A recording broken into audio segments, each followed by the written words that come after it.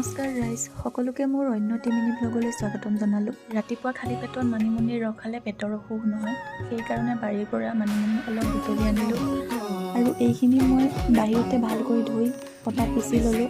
মিক্সাৰটো বেয়া হৈ আছে আৰু এইখিনি ৰস ওলালে। এইটো চাওক কিমান মৰম লগা দেখিবলৈ, কিন্তু আমাৰ ঘৰৰ নহয়। আৰু এইটো কোনে কোনে চিনি পাইছে ক'বচোন। ইফালে মায়ে আকৌ গাঁৱৰ চবতকৈ আগত পিঠা খুন্দা আৰম্ভ কৰিয়েই দিলে। আজি দেওবাৰ, সেইকাৰণে চুলিখিনিতে অলপ যত্ন লওঁ বুলি জবা ফুলৰ পাত কেইখিলামানো ছিঙি ল'লোঁ আৰু এল'ভেৰা এটুকুৰাও লৈ ল'লোঁ। ভালকৈ ধুই এইখিনি মই পটাতেই পিচিম।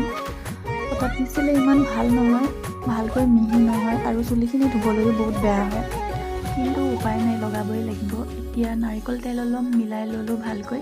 এতিয়া মই এইখিনি চুলিত লগাই ভালদৰে চুলিখিনি বান্ধি লৈ আধা ঘণ্টাৰ কাৰণে ৰাখি দিলোঁ। যিহেতু আজি দেওবাৰ, গাহৰি মাংসটো থাকিবই, সেইকাৰণে মই চুলি ধোৱাৰ আগে আগে ভাত খাই ল'লোঁ। আজিলৈ বাই।